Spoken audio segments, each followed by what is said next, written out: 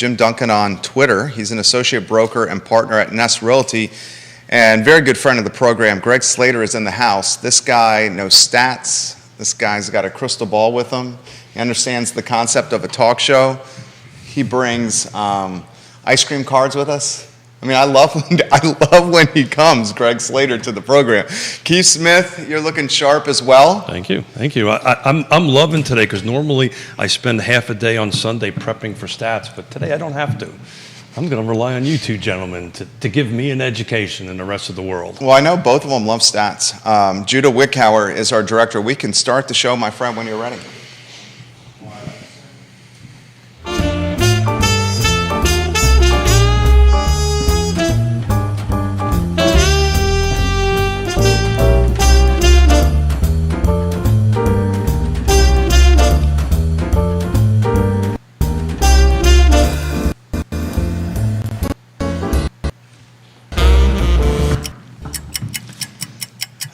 Guys, good Monday morning. I'm Jerry Miller, and welcome to Real Talk with Keith Smith. Thank you kindly for joining us. We are live in Charlottesville, across Central Virginia, the Commonwealth, the country, and the world, on a Monday here on the I Love Seville Network. For our friends, the viewers and listeners that are watching in Albemarle County, real estate taxes and personal property taxes due today. Please get them in before close of business. Just a friendly reminder from your friends here at the I Love Seville Network.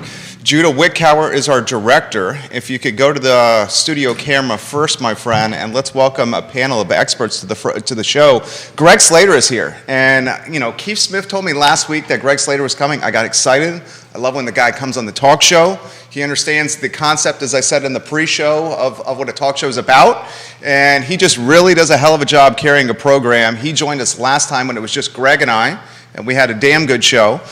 We also have in the house Jim Duncan, a Twitter superstar, bicyclist. I guess is it a cyclist? Is that how, or is it bicyclist? I ride a bicycle. He rides a bicycle. He's a father. He's a husband. He's a partner at Nest, an associate broker, knows Crozet inside and out.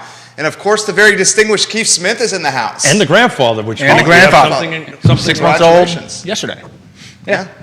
Do you like being a grandfather? And what are you being called as the grandfather? Are you happy? Still in negotiations as of right now. Okay. No, it's fantastic. He comes over, he plays, he leaves. That's great. I know. You know, change a diaper and he's gone. Yeah, that's what you say all the time. You give them back. I tell you, we're on year number 4, right? And 4 years ago, I would have said, it's not a big thing. It's the absolute coolest thing in the world. Mm-hmm. You get to be the cool guy, right? Instead of the, you're not supposed to do this, right? You get to be the cool guy. And do you guys, are they local? Oh, yeah. They're 12 minutes from us, which is not too close, not too far. Yeah. Ours is in Connecticut, and the soon-to-be is out in Seattle. So we do a lot of FaceTiming. We have like FaceTime breakfast every morning. That's on fantastic. That end of it, and it's interesting. So our oldest one.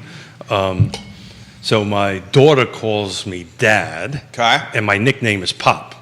Right? We negotiated that. So my grandson calls me Pop Dad because he hears my daughter saying Dad. So to him, I'm a dad too. So they're always listening. We have our favorite, one of our favorite guests, and Greg Slater, who brought Crozet Creamery gift cards to us. Or gotta share the love. I gotta get the plug in for Crozet Creamery before we talk real estate and our friend Greg Slater. All right, gentlemen. Kevin Yancey's watching in Waynesboro. Folks at Long and Foster. Some of your friends at Nest. Some of your friends at Real Estate 3. Keller Williams is in the house. We'll get out of your way. Where do you want to begin, Greg, with today's market? It's interesting for sure. I spend my time trying to find new ways to look at it to help understand what's going on. I mean, if you talk to people on the street, I wear a Nest Realty hat when I go play golf. I should stop doing that because I can't play golf without being asked, how's the market? And then someone repeating to me what they think. But someone used a word the other day that I thought was the first time I heard someone use it was he used the word plateau. Right? Some people like to say the word softening. And I started doing, honestly, if I showed you how bad it is, I started writing stuff down about it in March, and I write it down, the same stats once a week. And this is how I kind of help describe how much the market has changed since March when things felt really tight. And I just looked at Albemarle County. And for starters, in all of Albemarle County in March, we only had 82 homes on the market. Now, we talk about the market softening and more inventory coming, but we don't have that much. We now have 188 homes on the market. And then I started looking at how many of them were on the market, had actually been on the market over 10 days. In March, there were only 44, and now there's 129. So that's triple. Over 10 days. Yeah, over 10 the days. The fact that we're having a conversation that 10 days is like, whoa. It means it didn't sell immediately. Which is fine. 10 days on the market is fine. Oh, absolutely. 30, 45, 60 is fine. I mean, I think that we're in a market now we are reacclimating to whatever the new market is. Today is normal, tomorrow is normal, whatever. But 10 days, 15 days, 20 days is fine. It's just the sellers need to get accustomed to this market, and buyers, my buyer clients are saying, house came on the market, can we see it in 2 days? Sure. That's good for you. That means the psychology is changing a little bit out buyers there. Acclimate much more rapidly than do the sellers. Yeah, typically, right? So the two taglines for this series of shows I'm doing is shift, right? And I was thinking about that on my 28-mile bike ride, 30-mile bike ride, feeling like this on that shift. And the second part of it is a lesson from legends, right? You guys maybe don't like me saying that, but you guys are legends. You've been around long enough to know what it felt like in 2000, what it felt like in 2008. Some of us for a little bit longer back on that. So, Jim, let's get their take on that one. How is it different than 2008? Is that what you were going to? Yeah, thank you. Everybody asked that question on the show. Jim, why don't we start with you on that one? It's different. I mean, I think that right now in the 6, 7, 8, you had a lending market that was giving loans to anybody. If you had a pulse, you could fog a mirror, you could get a mortgage. Pretty sure if you didn't have a pulse, you still got one. And you one. could get a mortgage for well beyond which you could actually qualify. I mean, I had one client did a negative amortization loan, which is a terrifying loan product. But I think that we don't have that. Lending standards are more strict today. Lenders are having some look back to risk. So we have a market where lenders are actually qualifying their buyers. And hopefully the buyers are making good, thoughtful decisions.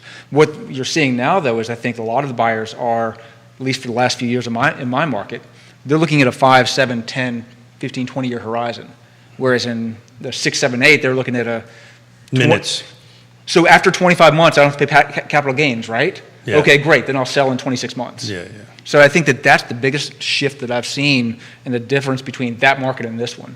But it's different. I mean, I think you have a different buyer sentiment now. I mean, everything is different now versus that market. And yeah, I started in 01. So I've seen some different markets. So 87, 88 for me, wasn't necessarily helping other people, but I was building and helping other people buy homes and all that kind of great stuff from the new construction perspective. And the one takeaway from that I've had with it, it's always different, right? It's always shifting. It's always changing. Mm-hmm. A VMI grad, I'm a Marine, adapt and overcome, right? Or shoot, move, and communicate. So we're always constantly changing. So Greg, what are you doing different now as far as communicating with buyers and sellers than you did in, say, 04, 05, or 08? I try to put everything in a historical context. I mean, when you get to know certain segments of the market as well as I do, I can't tell you how many communities I've sold all the homes in as new construction that are now being sold for the second or the third time. I've been doing it so long, and at the end of the day, homes and locations can be ranked. And when you get into this low inventory environment like we're in, those differences go away because people have less to choose from. Because I was talking to an agent who was representing a buyer in Old Trail the other day, and one of these listings came on. I thought it was easily 10% overpriced, and a year from now it might be, right? And we were debating it against another comp. I said, well, you have to give it something for this location. They're like, that location has no premium right now. Mm-hmm. I'm like, it will again someday. And the biggest mistakes I remind people of that I saw in 2006 to 2008 is if you have an A location, which is always going to be amazing, then you have B, C, and D. Well, when people started spending too much money on D and C locations, they're the ones that got hurt the most. Because when the market stopped, it dropped. Do you see that coming back? So what's different this time around for me is, I think the last time I was on the show, I went and I always go back and remind myself what the definition of an asset bubble is. Mm-hmm. And that is when an asset is increases in value for reasons outside of normal supply and demand. And we had way more of that last time. If the mood of the buyers, I mean, when I talked about talking real estate on the golf course, in 2007, I had to talk it at every party. Everybody wanted to be an investor, and everybody didn't care that they were overpaying. No one cared if they had negative cash flow on their rental because they were playing. So the difference is in the run up to what really was a bubble, we lost the value, the intrinsic value of buying homes for ourselves, and we started seeing them as houses that were investments. But you did say about 15, 20 seconds ago that old trailer Crozet listing maybe next year could be 10% overvalued. Yeah, so if you're reaching too far and appreciation stops, it's going to feel like that when it settles in. Because when that home has competition and there were 3 homes for sale, let's say in the high 600s, versus that home that has been pushed up to the 700s and in my opinion shouldn't be there, that's when but it's only going to be achieved or realized if they have to sell in a year. So do you see a drop in price? I'm seeing a little pullback around some of these big price points, right? There's some people reaching over $1 million or reaching above 1.2 now that are massaging their way back down on those major price breaks where things aren't selling immediately. I mean, I think you're going to see less aspirational pricing. Whereas during this run-up in the last 2 years, you had people who would just throw any number out. And because there was such low inventory and such high demand and such free money, like all those things conspired to make it where people didn't care. They didn't care what they were paying, and the sellers could just throw any number and usually get it and get beyond it. So what we're seeing now is, one, hopefully sellers are sticky. Broad brush. It takes a year to 18 months for the sellers to acclimate to the new market because Keith's my neighbor and he sold his house for X and I want to sell it for X times 1.2. And we're having a cocktail on the front porch, and I say, mine is X. Right. And Jim goes, ooh, I'm going to get that much for it. And that's where the skill of a trusted advisor comes in. So how do you have that conversation with a seller? I tend to start with, one, I depersonalize the home from this. I use the word, it's a product. I use that very deliberately because it's no longer a home. It's a pure product on the market. And then you start talking data. You start looking at, one, what the data is, what the solds are somewhat relevant, but the pendings and the velocity are far more relevant. And it is also the experience of having done this before and having seen it. So the words I use is it stops being a home and becomes a house, Yep. right? It becomes, this is not a home any longer. We're now in a business transaction. Nobody cares that you raise 3 kids there. Right. Nobody cares about any of that stuff because they want to raise their kids. That's or exactly if they don't right. have kids, or that's where they want their dogs to be. Or their grandkids. Neil Williamson's got something for Jim Duncan specifically. Neil, welcome to the program. He's Hi, the Neil. president of the Free Enterprise Forum. Aspirational pricing, a.k.a. unrealistic pricing, is that what you mean, Jim? I mean that aspirational pricing is unrealistic pricing in this particular market. 6, 9, 12 months ago, aspirational pricing was a number you would throw against the wall and often get it. Yeah. The old spaghetti trick. Well, more recently than that, in my opinion, to me, it's when you price a home and you don't have any comps to support that value of the home, but then you're looking at the supply. And I will tell you, one of the most valuable things in the world right now that hasn't softened is single-family homes on a half-acre lot in Crozet. Mm-hmm. Because everybody knows no one's ever making another half lot in Crozet. And so I see the market in very different segments. And so when I sit down with the seller, I try to figure out what the pent-up demand might be for that based on making phone calls to all the comps listing agents that had just happened and say, how many showings did you have? How many offers you got? So everything to me comes down to how many showings how many Zillow views, how many showings, how many offers, because those bidding wars are caused by having enough showings to have more than one people that want it that are willing to compete for it rather than think about it in terms of its actual value. That's what's going away first in this market. And that's why we're seeing homes on the market over 10 days. So also usually I've seen over the course of time that happen, and then the homes on the outer end of the rubber band, right, from the center, starts kind of getting a little soft.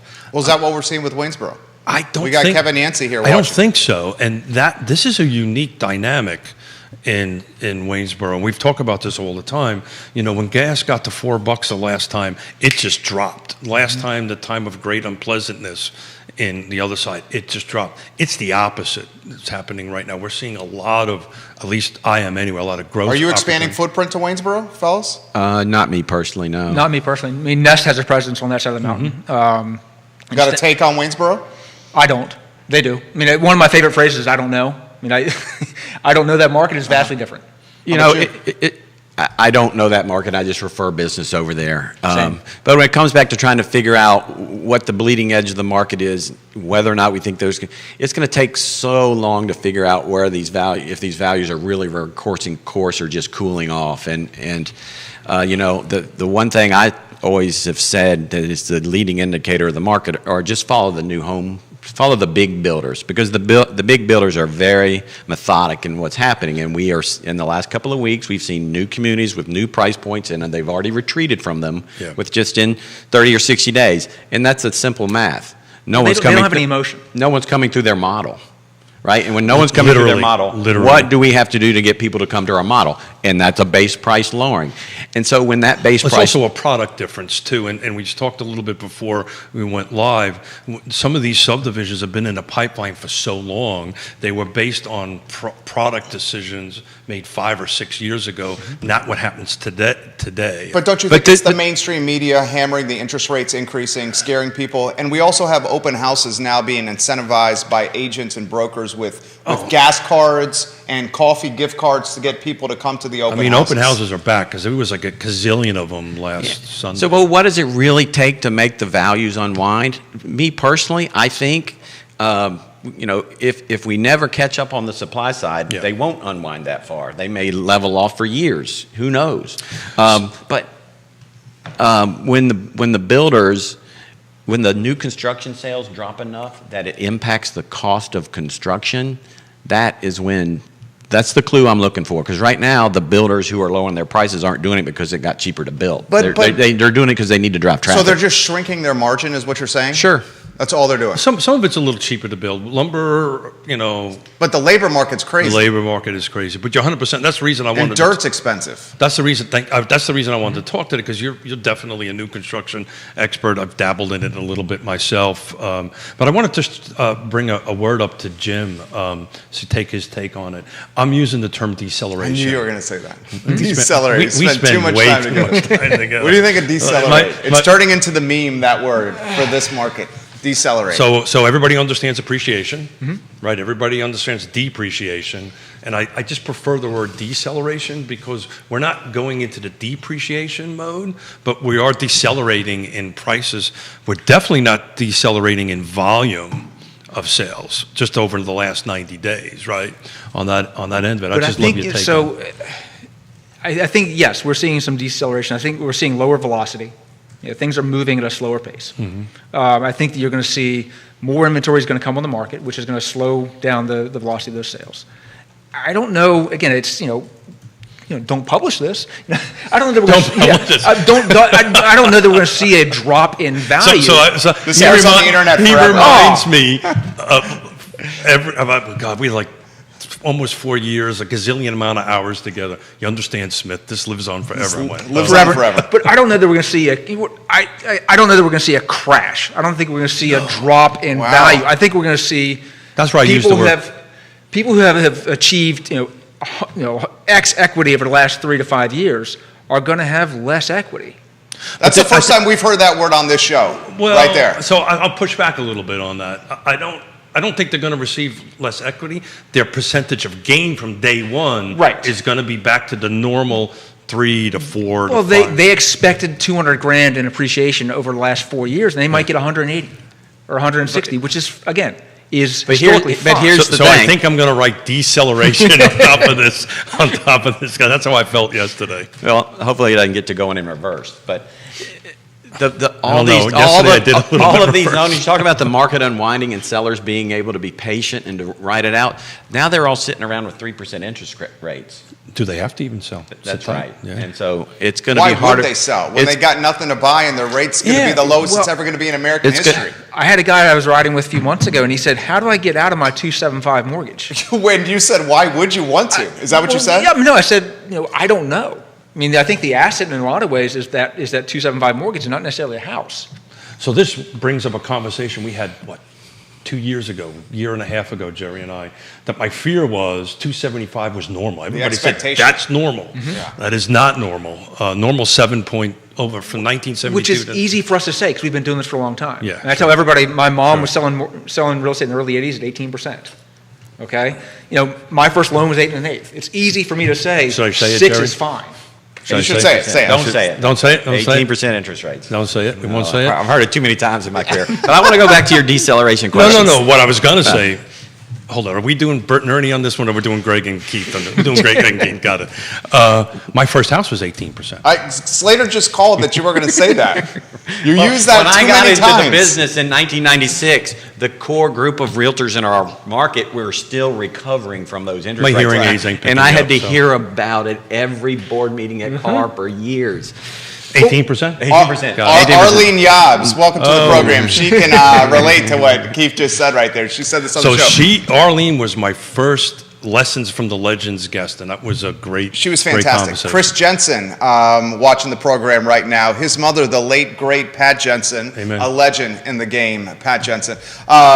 So much is jumping in the mix here. Let me ask you a question. Please.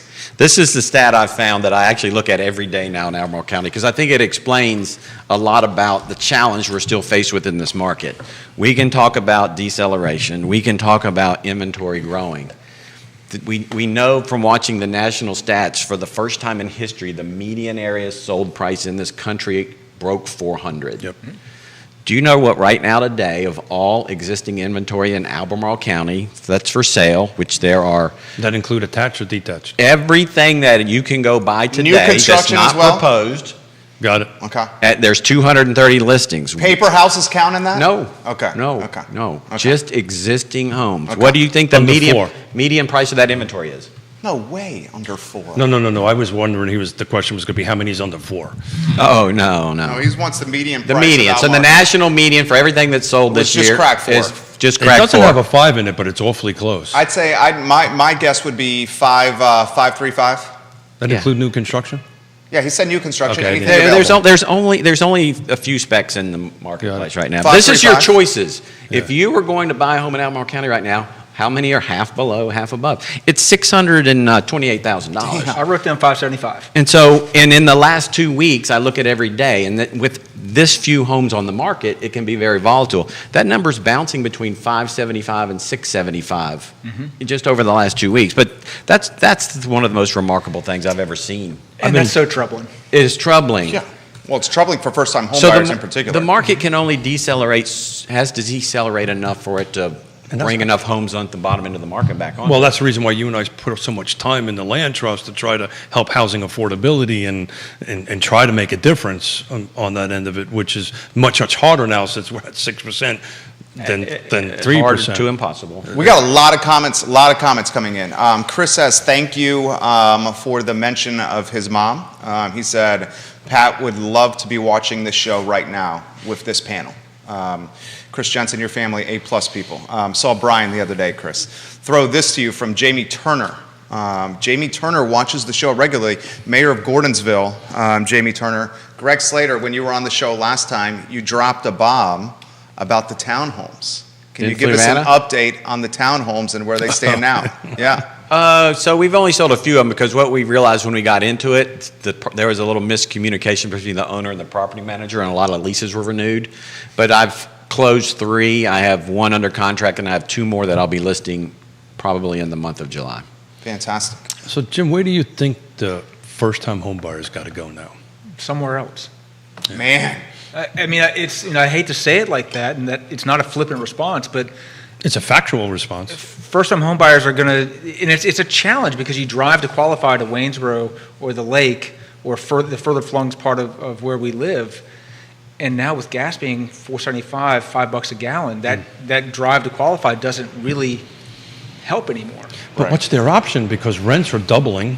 So what'll happen is the purchase prices will decelerate, right? It'll get a little. Rents are on the appreciation side big time, and I just trying to figure out where the equilibrium is, if there is even such a thing as that. I don't know. I think it's something that it does keep me up at night, thinking about where the market's going to start next time, because you need those first-time home buyers to come in and buy and then sell in 5 to 10 years, and then the cycle continues. And the reality of it is, to kind of misquote Neil Williamson, more houses for everybody, right? So if we get more inventory, and this is the world, this is the sewer I swim in a little bit.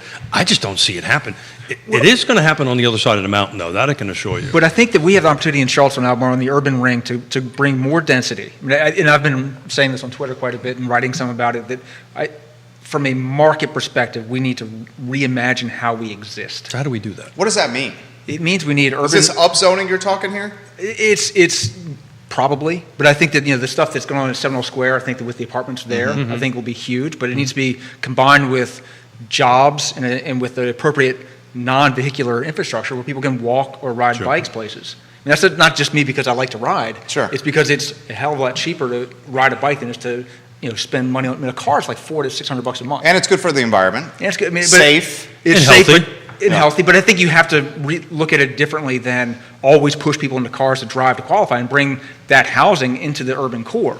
So we do these roundtables regularly with elected officials sitting in these two chairs, and this was 4 or 5, 6 months ago, I can't remember. There was a lot of pushback about growing. I think it was Diantha McKeel on growing the.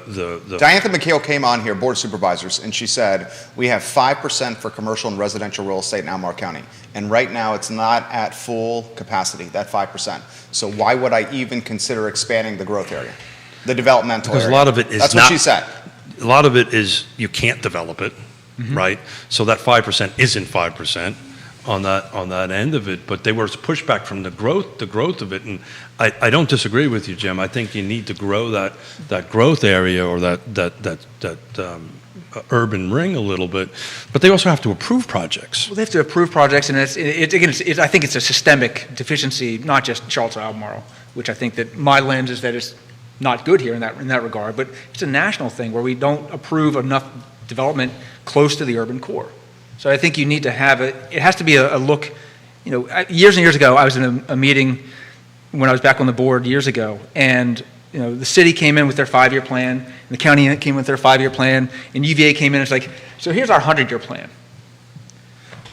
They execute projects in a way that the localities cannot. But the localities can because they don't have the institutional memory to execute those projects. And they also have a focus on getting reelected. Yeah, Well, right. and a little pushback on that, Jim. You're talking about the comprehensive plan?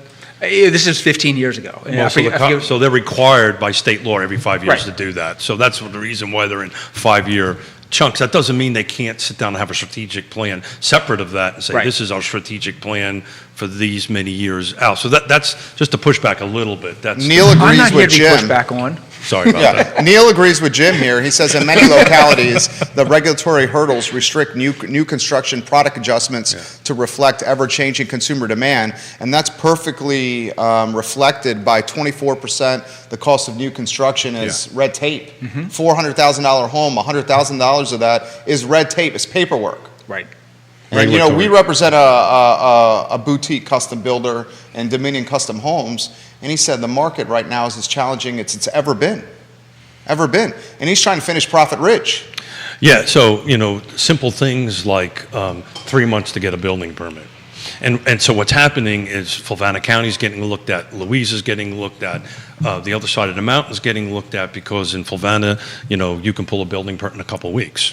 Right? And so they're being hard look at because that 2 or 3 month lead time, that doesn't include, I can't get inspections during the building. And oh, by the way, forget about a CO on that. So it's many months that are added to a. Well, how about windows and garage doors? Didn't you say a home sold in Old Trail, the Pareto Homes, our boy Christopher's house, without a garage door? Yeah. Let me give you another stat I've been following that is super intriguing to me. I started following it monthly about 5 months ago because I work for a builder, and every month he's selling 10 homes and closing 2, right? And I'm like, how many homes are in the backlog of new construction in Albemarle County? When I first looked at it a few months ago, it was in the mid 200s, and I watched it every month grow until the month it broke 300. 300 homes that had been sold that needed to still be built or were some stage of construction. Last month it dropped for the first time, just barely, and as of today it's at 284. That's a great stat. So explain that. What does that actually mean to folks that 284 people are waiting for their home to be built or waiting to get a building permit. In some cases, they were waiting for the lot to be platted in front of it. That's a tremendous amount of stress. You know, if you were supposed to get your home by the end of the year, and now these homes are all trying to get first you wait for the foundation guy, then you fight over the frame, and it's just there's a tremendous. The backlog is going to cause delays and challenges, and you take the labor component to it. Some of the builders have more influence over these forces than others, but it's just a good barometer of how far behind we are on inventory we need. And that's nationally. I mean, nationally, the number of new homes that are under construction right now is the highest I think it's ever been, which is going to be one of the more challenging things we have to face, and why the deceleration is going to take time, is that inventory needs to be burned through. And so well, it needs new inventory because, Jim, we dropped in 2009, 10, depending on, from 2 million units a year to a couple of 100,000. Right. We flatlined it for a decade, right? It increased a little bit, whatever it is. But I think you're 100% right. I think we're going to probably approach that 2 million number sometime this year, which we have not done in well over a decade. But, you know, is now the market impacting that, and that's flatlining. The thing I wanted to get from you, Greg, was so you're saying people are canceling contracts. They're just, so historically, I tracked this for a decade because I would do these same stats when the contracts happen. I'd go back and see why they're different. Historically, about 10% of new home contracts get canceled for some reason or another. It may be because builders were so aggressive they take home sale contingencies and they'd never work out, but they like ringing the bell, putting one on the scoreboard to keep the momentum going. So about 10% would die. From probably mid last year to this year, it went almost down to zero. Because if you were under contract, what's scary thing about this number is, I didn't pull it today, but usually then I'll go pull in how many of those have been pending for over 6 months, right? Yeah. Because everything technically in a perfect world could be delivered in 6 months. And so half of those have probably been over 6 months. And those homes are getting more costly to build. You're right.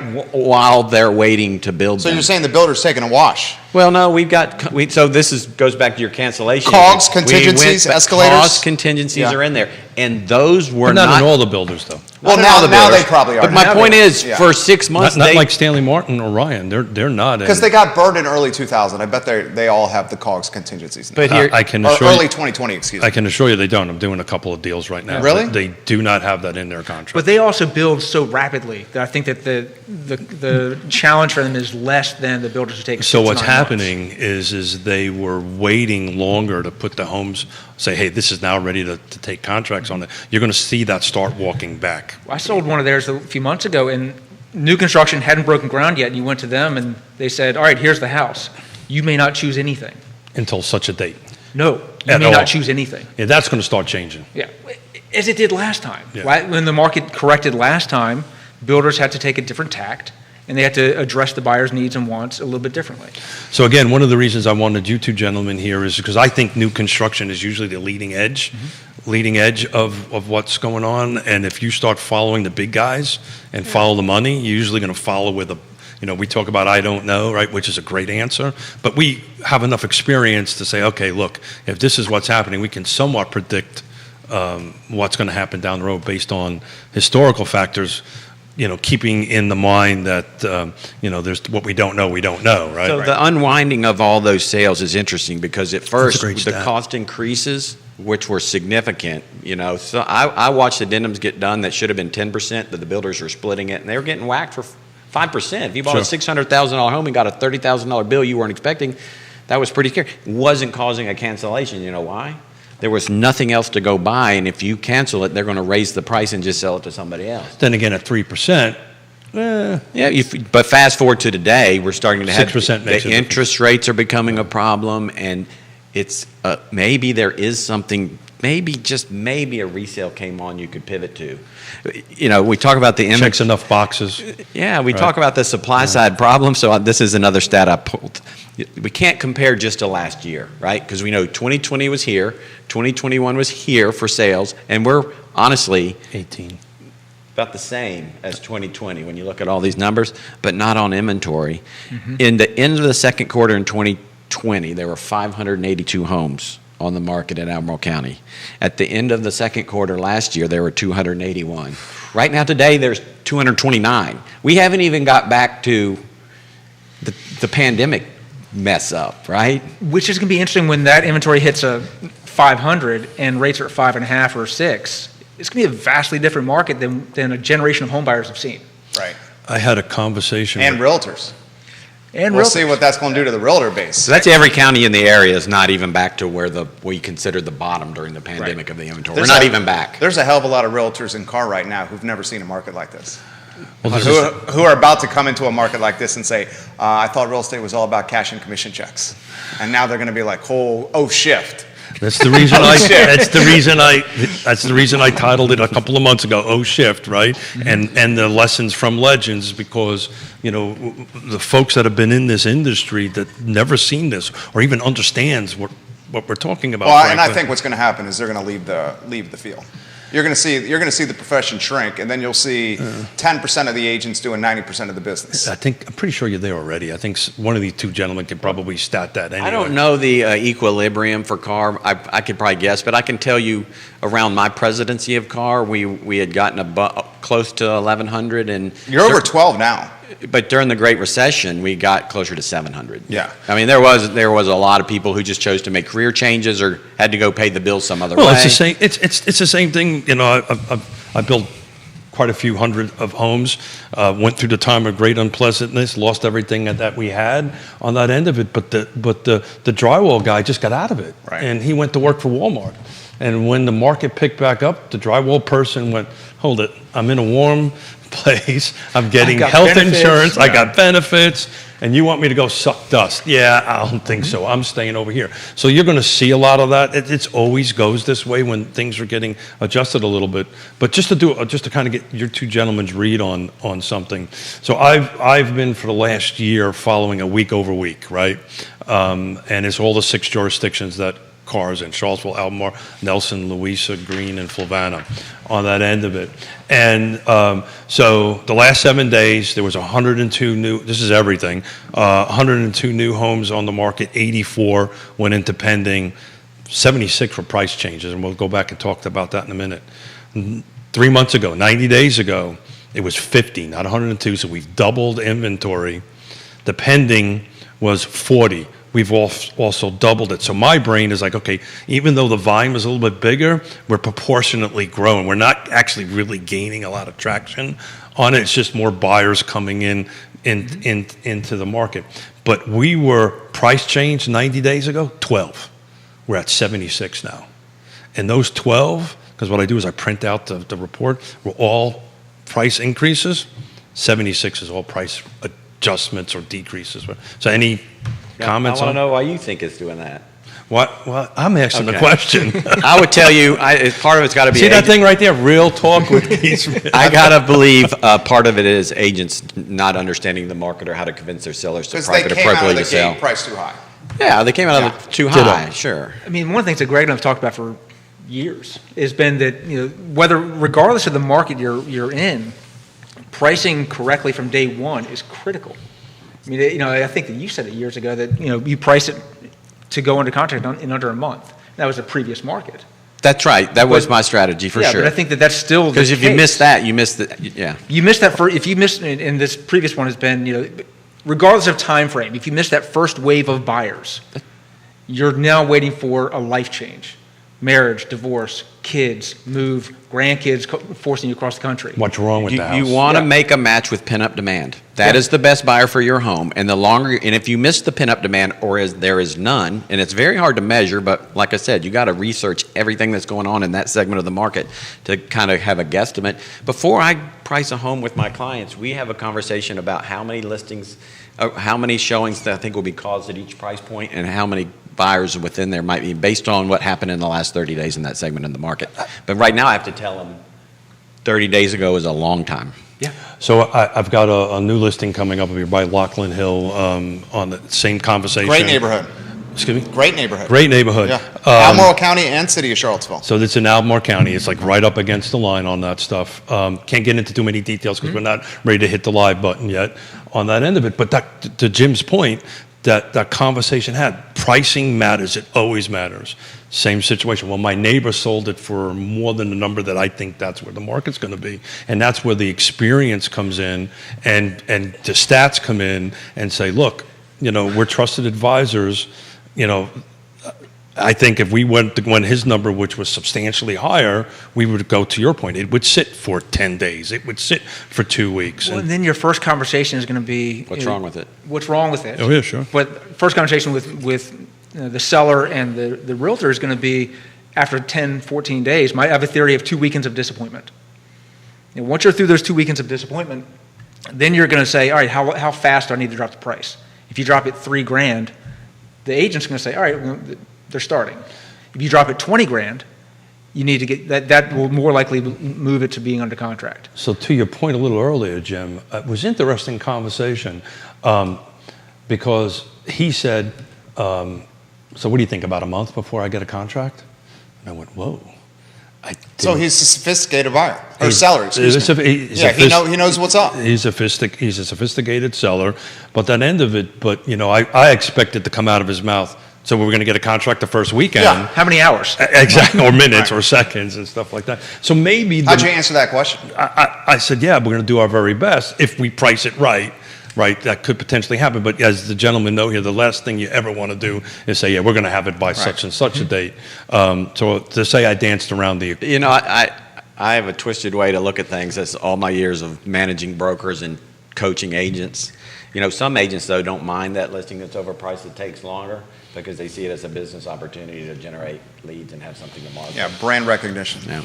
But I think that, to Greg's point, one of the more important things is that when you're pricing a home, two things. One is the conversation with other agents in that market band, because this band is way different than that band. And knowing, oh, you had a listing and got 12 offers, cool.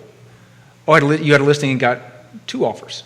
That's a vastly different pricing. That's all I want to know. But you're pricing that home for your seller vastly different than between 2 and 12. Mm-hmm. But it's also we're in June.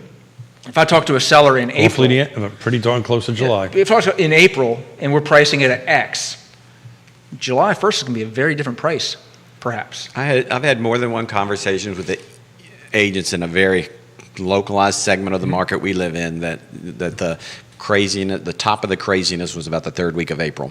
I would agree with that. Which is fine. And rates at the 3rd week of April were high 3s. Yes, I think that one of the important things that we can do with I think we're all seasoned. I think seasoned is the word for old. For seasoned agents is Thank to... you, Jim. Yeah, Thank you. I include myself in that. I could say talented. Is to be calm and to be Dynamic. rational and to be understanding and empathetic of the sellers and the buyers. Sure. We've been here before. Sure. It's going to be fine. March and April are gone, and we're in July and August, and it's a very different market. And it takes a different conversation and a different conversational strategy with that seller and the buyer to understand what we're looking at. I tell people all the time, we're not in sales. We're in education and therapy, right? Really, at the end of the day, that's what we are. We're in an education business. There's a lot of therapy. And a lot of therapy. Well, one of the best things I think came out of this market is a lot of therapy among agents, because for 12 to 18 months, we were all scrambling to try to figure out what was going on and how to do the best job we could do for our clients. And the level of collaboration that started occurring and the level of information we were sharing with each other to come up with best practices for how we navigate the whole coming soon thing versus how we share that data you otherwise never asked for, how many showings you had and how many offers you got. You never went backwards. One of the most helpful things that I saw was that we reached a point where you were 15, 18, 23 offers. And I had buyers and we lost a lot because I gave them good counsel. Mm-hmm. But we lost a lot of offers. But the agents started to email and I started to email saying, hey, this sucks for all of us. I'm having to tell 23 agents and buyers that this is where we are. So for your knowledge, there were 23 offers. 6 of them were cash, and goes through the breakdown. You know, these had no home inspection. You know, broke down how the offers broke down, so I could tell my buyers, you know, several times I said, we lost, but I think you won, and this is why. So I think that was from a collaborative perspective, understanding and sharing that empathy with the other agents and the buyers, I think was huge. Do you think that's going to last when the shift really gets into? I don't think so. I think what's going to happen is it's going to be a shark frenzy because there's not going to be enough listings out there. What do you think, Jim? I think that you're going to see, you know, I think that you're going to, I'd like to see, the optimist side of me is that you're going to see agents will continue to be empathetic and to share, but we're not going to have to share that anymore, I don't think. We're not going to have 23 offers on houses. I think it's going to be a different, I mean, it's always different. It was the difficulty of the market that caused it. When we get back to something that's a little more explicable, I think some of that will go away. But the best part about being in Charlottesville or Carr is that, you know, these 10, 15, 20-year group, these agents, we work together. You know, there are isolated incidents of people who aren't cooperative and maybe not the most fun to do a transaction with, but for the most part, it's good. You're getting props from David Gregory Mitchell. David Gregory Mitchell is asking where your pink hat is, and he's giving you some props right now. You got Jamie Turner watching the program with a very good question, and I think since Jamie's posted this question, we've answered it. He tracks the markets closely in Orange, Gordonsville, and Culpeper. He has rental property in Orange, Gordonsville area, and he lives in Culpeper. The new construction in Orange and Culpeper is seeing price adjustments every Monday in the downward direction. Yeah.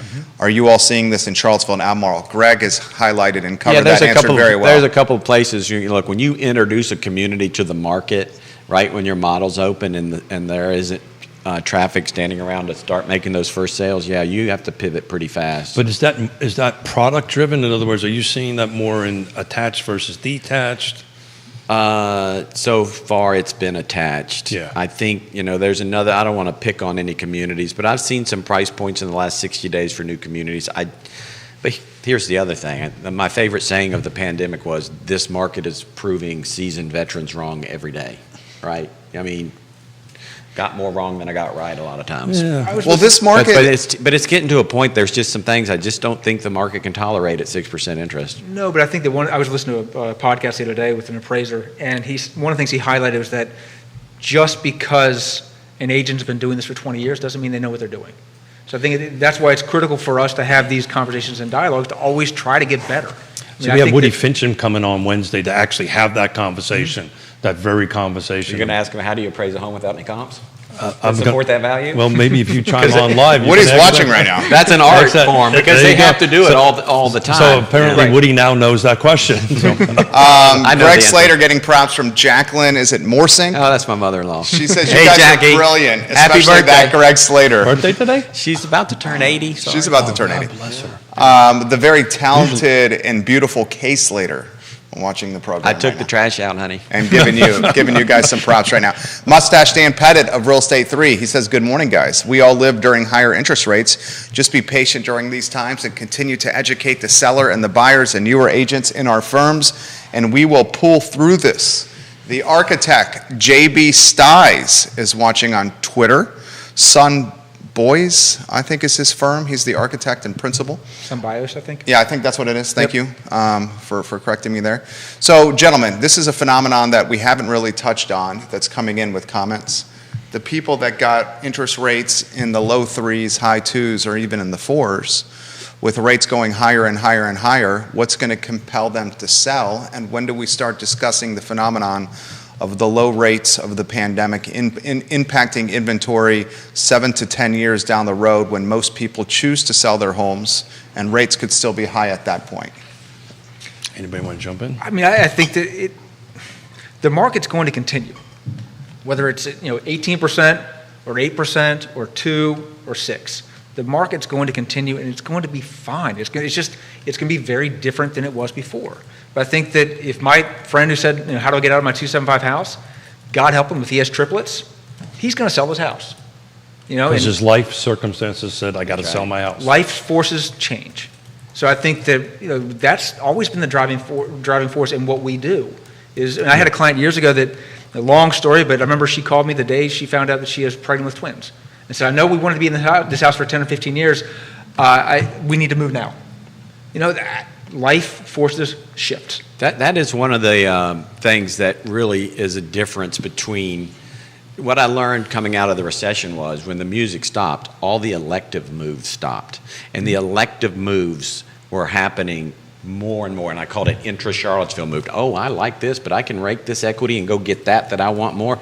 And then we boiled it down to how many people were really buying and selling because they needed to move and somebody else needed to buy it. And that's when I actually just started tracking how much buying activity was going on, because those were the buyers that were making things come off the market when everybody was standing around going, pick me, pick me. Yeah, and we're in such a different dynamic now with the remote work that we're seeing.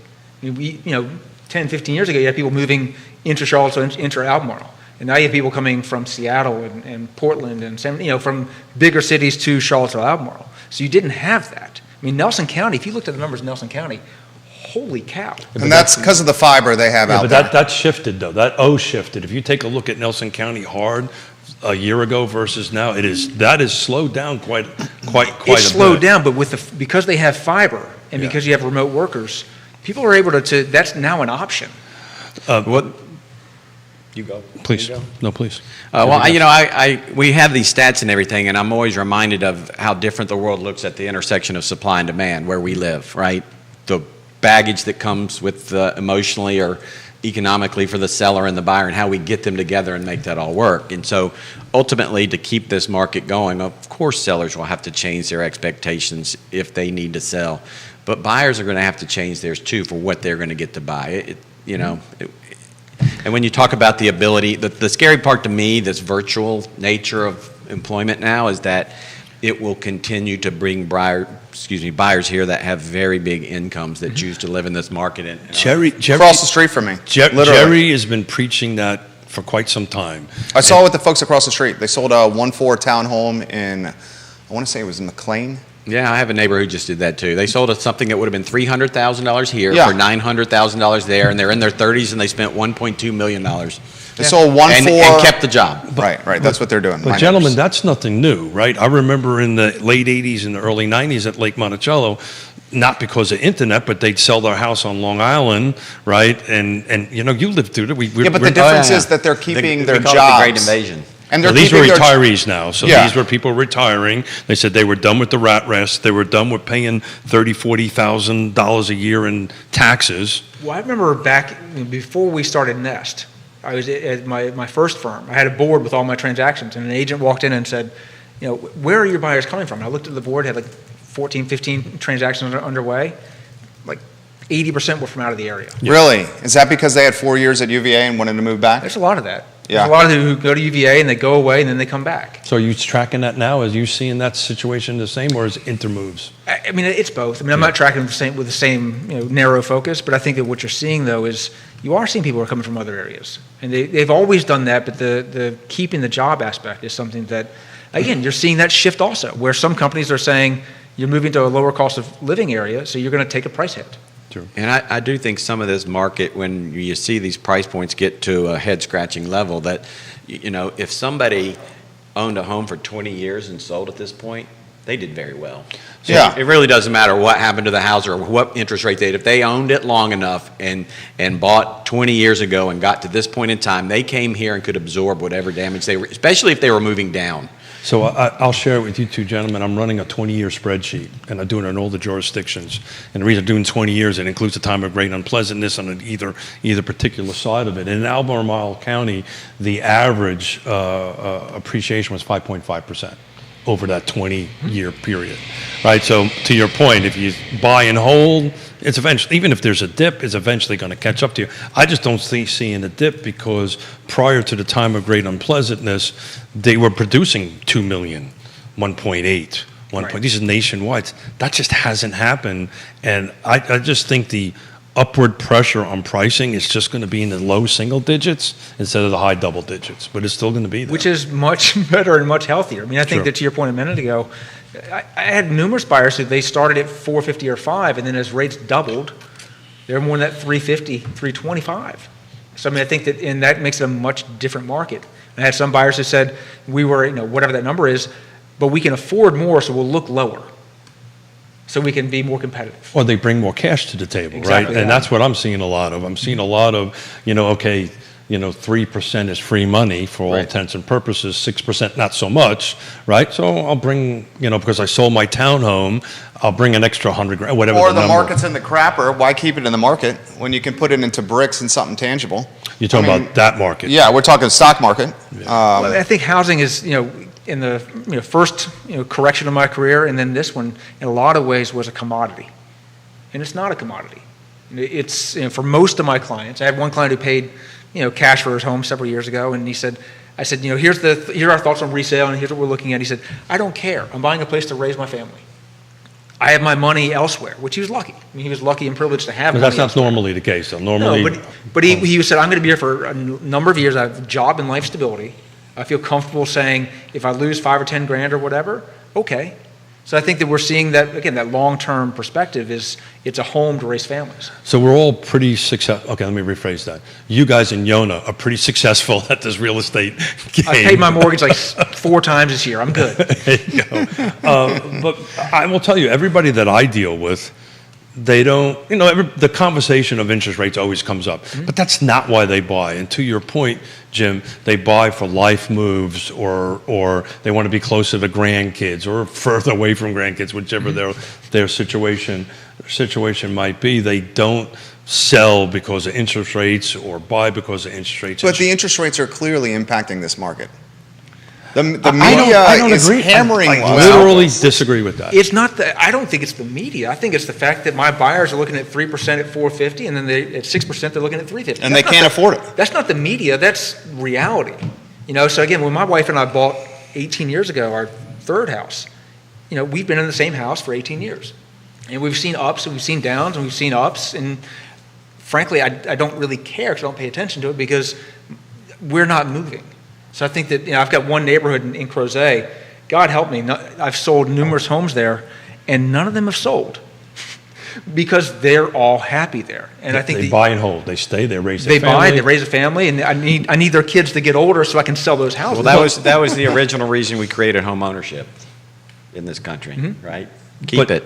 Pay it off. 90 days ago, there was 40 contract, 40 pending in the week, and now it's 84. So people are writing contracts at 6%. Again, the market will be okay. Double the amount. It's just the fact that we have this short-term mindset of rates were at 3 and now they're at 6. And yes, that's a huge shock. But once the market hits that equilibrium of volume and understanding, I it'll think be this different. time around, Jim, that equilibrium is going to come a lot faster than we had in the past because the buyer and the seller is far more educated than they were even prior to the time of great unpleasantness. well, I think that now we have Zillow. And I think the pricing on Zillow is inaccurate. For most of the time, the pricing on Zillow is not. I'll take what my house is worth. You're talking the on Zillow. Zestimate. The Zestimate, Yes. So- it's a number to look at that drives a conversation, but I've never had a seller say, after we have that conversation, the Zestimate says it should be X, we should go there. No. It's a conversation point. The views on Zillow are impressive, but I think it's a matter of saying everybody has the same information. It's how you interpret that data and how you look at it through the historical context.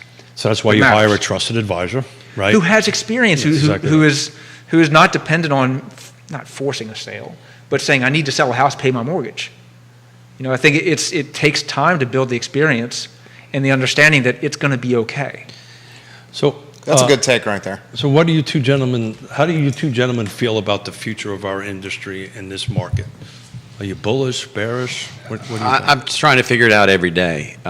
Is Charlottesville recession-proof? Is Central Virginia No. recession-proof? No. Absolutely Don't say that not. out loud. Yeah. Okay. It's 18 months behind Northern Virginia. I can tell the you bad it stuff isn't. will happen somewhere else first. Okay. Maybe we're a little more insulated, and it Okay. takes longer to get through there. Uh-huh. But I keep coming back to these inventory stats because right now, even with the price increases we've experienced in the last 2 years and the interest rate increase, people are still buying houses every day. Mm-hmm. But when you're half of where you should be in inventory, Yeah. those interest rates are designed to slow that demand and let this thing fill. It's just, the inventory is just trickling up right now. And the only way we got out of the last one by ripping the Band-Aid off was as all the banks dumped all the property on the market and everything God adjusted forbid that massively and happens it leveled off. but there's no, I'm not saying that's going to happen. That's not, my outlook is it could be a very long time before we sort this inventory problem I out. think the only inventory bump that we might get a little bit of is, and I don't see it happening, frankly, is if all these folks that are buying rental properties, onesies and twosies and threesies, go, and that might increase the inventory a Yeah, little but why bit. would they do that if rents are out of control? Well, that's what I'm saying. So if there's a shift in the I'm rent, getting $19.50 for a 3-bedroom, 2-bath in the Villas at Southern Ridge. so if It's a condo. So if that should plummet, if that should shift, That's not going to plummet, though. Everybody gets to Don't choose what see they that. do with their rental properties. I've had a lot of conversations about people who are like, oh my gosh, this thing's worse than I've ever thought it would be. I'm going to sell it because I hate having a rental anyway. That helps. But And then what would they do? 1031 or just pay the take the tax hit, exposure? do something else it with it. depends on It's- how much they net gain on Yeah. it and all that stuff. In our market, I think that it's years and years ago. Donna Goins, we were at a luncheon for new construction during the crash. Sorry, correction. And I was young, I had only a few years in. I said, Donna, how's the market? I'll never forget this. She said, Jim, the market is. I need to represent my buyers this morning, and I got to help my sellers. The market is. It doesn't matter. I'm like, yes, ma'am. And I think that's my answer, is that the market is what it is. I mean, it doesn't matter whether it's 6% or 8% or 3%, because it's today Monday. Monday, I've got buyers that need help and sellers need help. I think today's Monday. Today's Monday. That's right. It's a pandemic. I like It's that all take as the well. same. That's a good take. We all tend to work a lot of days, Yeah. and they all get blended in. Your there. Monday Well- is your Saturday. Here's the number one stat I follow to answer that question you just asked. This year, well, through the end of May, I can't run the June numbers yet because they hadn't happened. In Albemarle County, we are 164 listings short of what we did for the same period last year. So we're not catching up yet. And we are, but I take it we're catching up a little bit. We're 248 contracts short. Yeah, So sales have declined faster than and that's picking listings. up. And yeah, and so as that gets in line, we'll start to see that inventory grow faster. So Yona and I take a walk every morning at 5:30 in the morning. We do our walk. We kind of say, "Hey, what's your day going like?" That's our half an hour, 45 minutes. And so she says, "What are you going to talk to Jim and Greg about?" I said, "Oh, we're just gonna see how the conversation goes." And I said, I got to tell you, honey, I have not been more excited about the real estate market now than I've been in years. That's what you said? And she goes, "Are you really going to say that live?"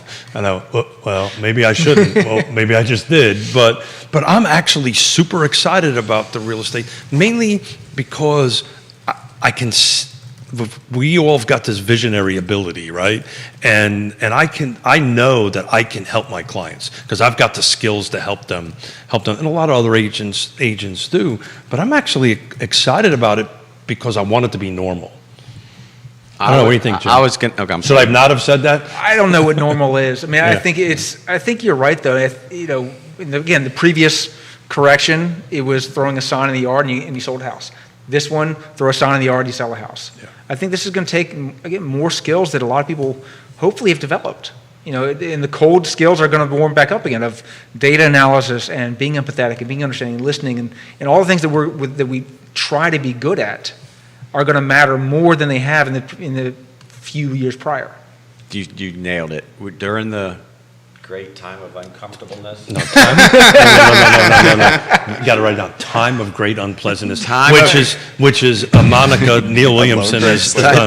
Time of great unpleasantness. Here's I call it a real estate Love Greg. depression, not a recession, but that affected me a little I was differently never than more most. valuable Right. in my career in this Absolutely. industry during the most difficult times. That's the point I'm trying to and make. I knew exactly what you were saying. So yes, I don't like the difficulty for my buyers and the stress that comes with it. It's very difficult to be. It's harder to be a buyer than anything else in this market, and it's going to continue for a while. But we have the skill sets, or most of us do, to hold the client's hand. Well, it's like the clients that we have that are in the restaurant space. I say to them, I check on them, and I'm like, are you worried about what's going on? You got labor, you got cost of goods, you got inflation, you got all these issues, all these headwinds. And the ones that have been doing this for a long time, that have good balance sheets, that have cash positions, say, bring it on. It's just going to erode our competition. We're going to get more market share, and we're ready to prove what we have to offer. But yeah, I mean, I think That's literally what they say. one of the things that we have the experience with, for better or worse, is that we've seen bad. Right. I've seen my clients have suffered because of decisions that were made in one environment, then they're in a different environment, and it's a painful experience. I mean, the counsel we give impacts the rest of people's lives. And that's something that is terrifying and humbling, that, the decision that my buyer makes today, and if they have kids, is going to affect that kid's grandkids. No doubt. And I think that's something that I take very seriously in what I do, because what we are tasked with when we do it well is helping our clients make really good decisions. And sometimes it's saying, please don't do this. Yeah. And how do you handle that conversation? Because a lot of folks can't handle that conversation to say, look, I know, right? Mm-hmm. Or I don't know, right? Those are very hard words for folks to say in our industry. I ask questions. Yeah. I try to not give definitive answers, because it's like a kid. Yeah. And not to say my clients are infantile, but if you tell a kid no, yeah, they're going to do it. But if you ask questions and have them have that dialogue, and you step back, and they logically work their way through it. So a lot of this has to do with what I did when I was in the Corps for a half a decade, but Yona hates this. I'll always answer a question with a question. Mm-hmm. She goes, just answer the question. Well, no, I need more information. Right. Right? Or in my case, I don't hear half of the question on the end of it, because, she did this the other day. She says, can you get me a hat? And I showed up with the cat. So, she goes, you're an idiot. But that's besides the point. But if to Greg's, that house that he's talking about is 10% overvalued. If you have a buyer who pays 12% over, or whatever, I know that's a bad decision. And so the question is, if you have to move in 3 years, what will you do? That's right. And it may not be the wrong decision. And in that case, they were getting a big gift. They were going to have a mortgage they could afford, and they might put at risk some of that equity if they had to sell short term. And so I often I'm not afraid to tell somebody I think it's a bad idea or it's overpriced. I usually tell them before the showing's over. Yeah. Right? Yeah. If I'm prepared enough and I understand that, I'm not afraid, and I'll show them why and what they're going to need to spend money on in addition to overpaying for the house. But at the end of the day, over time, the biggest expense you have owning a home is interest. So if you can figure out a way while you own that home to curtail interest faster than at the normal rate, and how do we do you're that? hedging against any future market problems. How do we do that? Extra payment a year. Extra payment, lump sum payments, if you have the right kind. There's a bank in town now that has what's called, for $250, they'll recast your loan. So if, let's say, you hit the lottery and have $100,000 and you have a $300,000 mortgage, you don't have refinancing is expensive. Yeah. So you can pay them $250, give them that $100,000, they'll rerun the AM for however long it's left. Yeah, they just lower the principal by that amount and rerun it from starting point. It's like a free refinance is what it is. But I thought of it, you said something we've seen bad, and it reminded me, I'm going to give you a Frank Balloff joke. You know what the difference between... Southern Frank Balloff. That's right. You know what the difference between country deer and city deer are? What? Country deer been shot at. So is that an allusion to the 3 men at We've this been- table have been around the block? That's right. Yeah, I think that's the city deer illusion. gets hit by a car. Greg Slater. No, they just stand and look at you. Frank Bailiff making jokes through Greg Slater on the show. I love it. Jason Howard says, and he shares a link. This is crazy. Jason, thank you for sharing this link. A 2-bedroom apartment at Stonefield, the new apartments they're building, they're starting at $2,040 a month. And he shared the link to the I don't apartment think that's complex. sustainable. I think that, $2,040 a month for a 2-bedroom apartment. If they get it, they get it. I mean, Yeah, if they I think get the it. market... I think they'll get it. The market will decide. But Yeah. I think that as we bring more apartment inventory on, I think that it's, that's going to be a good thing for that market. And you bring on more apartment inventory, and people are paying, different rents, they might be able to save more for the ultimate purchase decision. But I think that to your point also about one of the things that when you buy a house is you look at that opportunity cost also. So I've had clients who've been stuck. One in particular I'm thinking about, he had a job opportunity somewhere else, but he couldn't sell. And so they stayed here and they were stuck for a few years until the markets reached a point where they were able to sell and move and take a different new job opportunity. So I think it's again, what we're talking about in a lot of ways, yes, it's financial, it's economic, but it's also life guidance, for better or worse, about what if you are here for 7 or 15 years. So to talk about how do you have a difficult conversation, I had a client this weekend, a millennial, and I love working with millennials because I find at a certain point, this iPhone I'm holding in my hand, they put down and they actually say, Greg or Jim, what's your opinion? And if you ask me that question, actually, I'm going to give it to you even if you don't ask it. But they wanted to, because they were in the construction business, they wanted to buy a fix up, and they found something actually in your neck of the woods, and we were looking at A it. fixer upper in Old Trail? No, not Come in on Old now. Trail, Crozet. Okay. and not even in Crozet, but let's say your neck of the woods. Right. On that end of Central Virginia. it.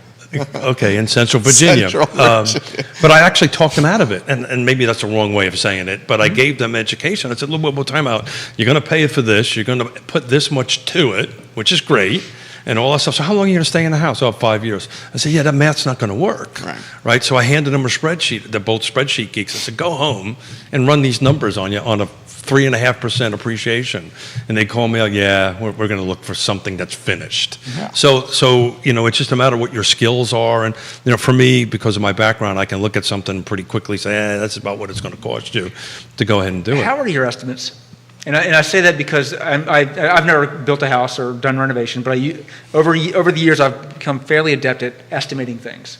And during the pandemic, my numbers were just wildly off. Windows went from 350, 400 a piece to 800. Well, you also made the point on Twitter, because I follow you on Twitter, if someone wanted to open a handyman business in the area, they would absolutely crush it.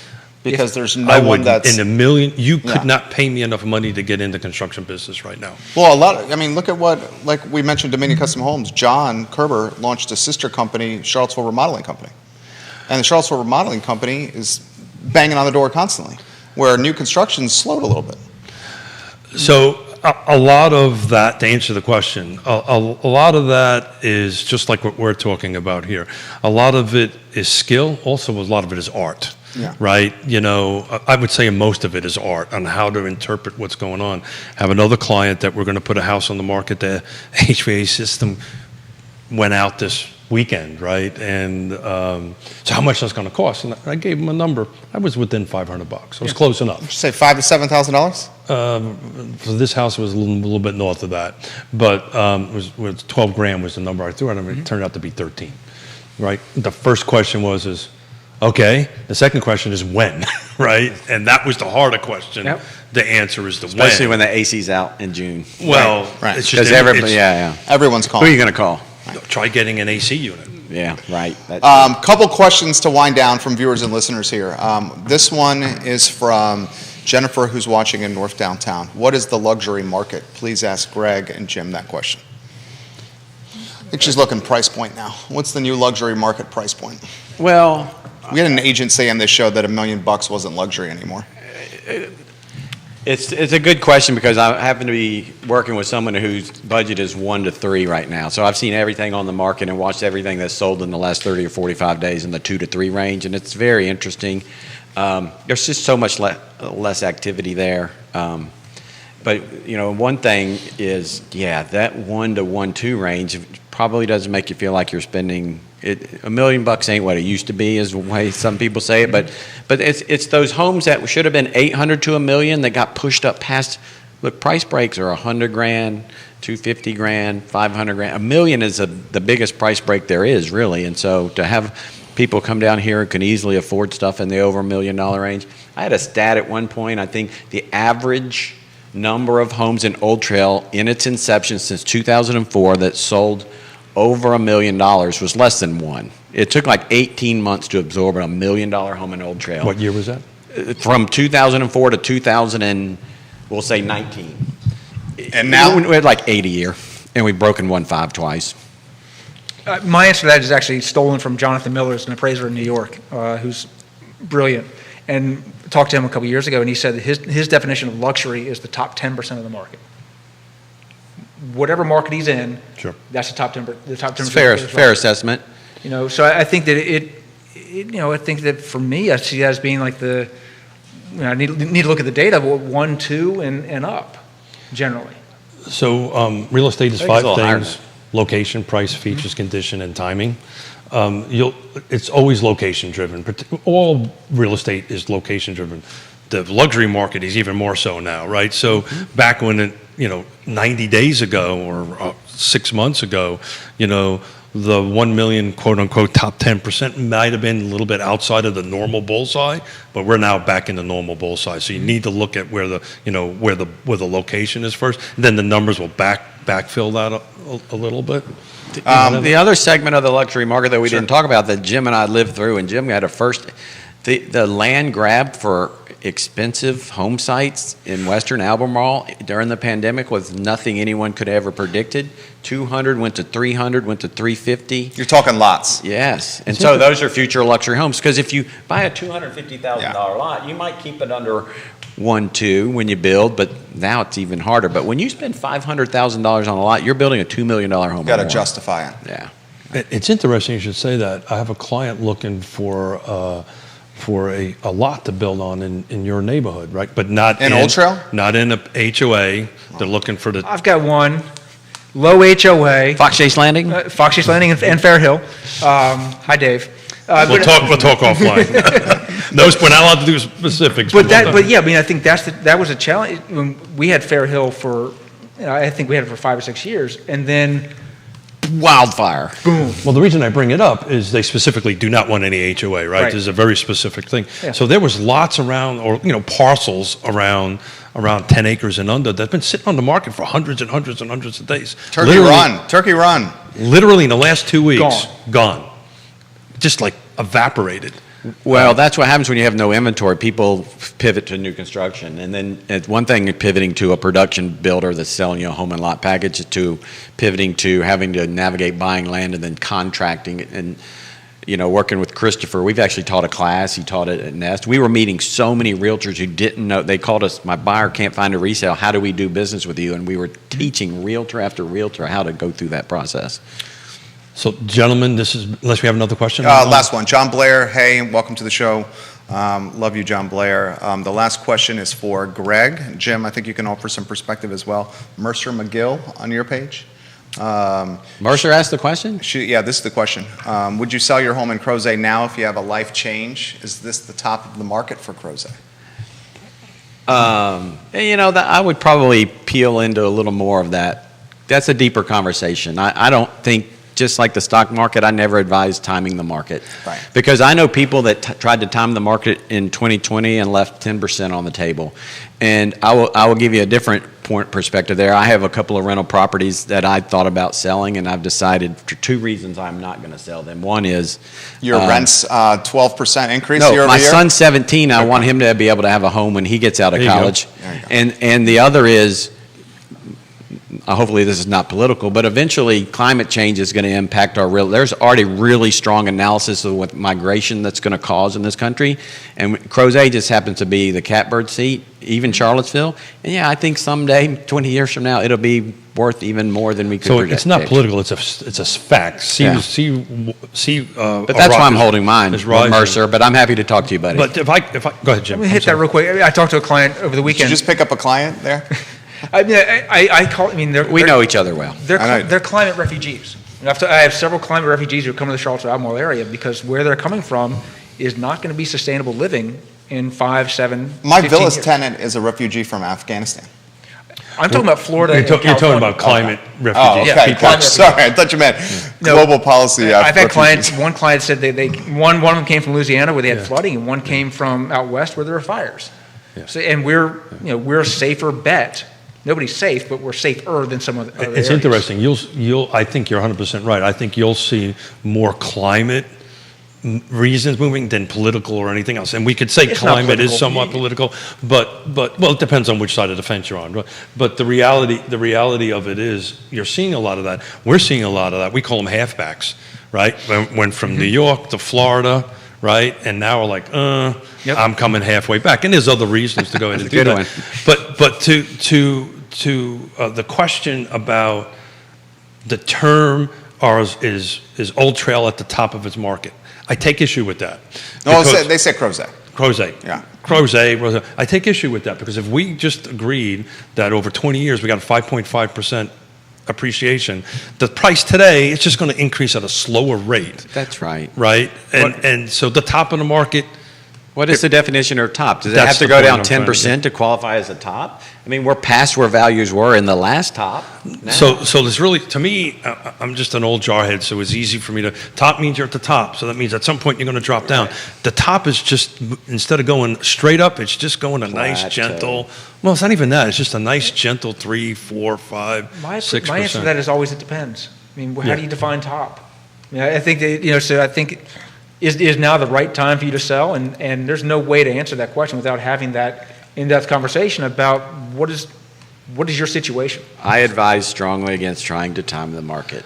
It doesn't mean you shouldn't do it, But you- it's always life change things, right? Yeah. That's generally where it's at. So, gentlemen, we are running substantially. No, we're good. This is a great show. These guys are fantastic. I am mindful of their time and his time. He's got to get ready for the next show. So, But- I hope you guys had fun. Thank you for doing it. The invitation is wide open. Yeah. Dude, you're good. Do it again? Both you guys. My wife laments that I could talk about real estate all day. Do you have to turn it off when you get home? I don't bring it in the door. You don't? No. You turn it off as soon as you I can walk turn in? it off. You can? Sure. Can you, Jim? I've tried. It's tough, I'm right? better now than I was at the beginning of my career and my I have a marriage. hard time turning this off, too. So, my partner's my wife for 36 years. So, Well, you don't have to. Turn it off. well, Because you work together. it's harder because we literally have to make a conscious effort. So on Sunday, after my death ride that I had over so that just put it in perspective, Jim. My highest elevation change in the last 6 months for that was 600 feet. That was 2,000. Was this with Quentin? Beckham? This was Quentin. Yeah. Yeah, it was brutal. I'll tell you about it right after this. It was brutal. But the point I was trying to make is that we said phones off. We went out to the brewing tree. We love oysters. They had some oysters there. We played cards, and we said we refused to talk business. And we did that for 3 or 4 hours, and had a great time. But so for us, it's really hard. We got to really shut it off. Nice. Nicely done. This was a great show, guys. Jim Duncan is a principal partner and associate broker at Nest Realty. Greg is an associate broker at Nest Realty. And we encourage everyone watching the program or listening to the show to get to Crozet Creamery and support Thank you. this business. We love Crozet Creamery. Keith Smith is a partner at Yes Realty Partners. I think I am. And Mrs. Smith said I was. So You're still a partner. I'm It still says it on your Facebook page. Does it really? Yeah, Got it. you're good. I'm good. Yeah. Good. So for She has access to that. I know, right? dude. I know everything. That's a Judah story, Wickhauer is our director. My name is Jerry Miller, and this is Real Talk with Keith Smith. The show is archived at realtalkwithkeithsmith.com. The I Love Seville show is up in 54 minutes, guys. Take care. Thank you, gentlemen. Well done. It's always a pleasure. That was excellent. Thank you.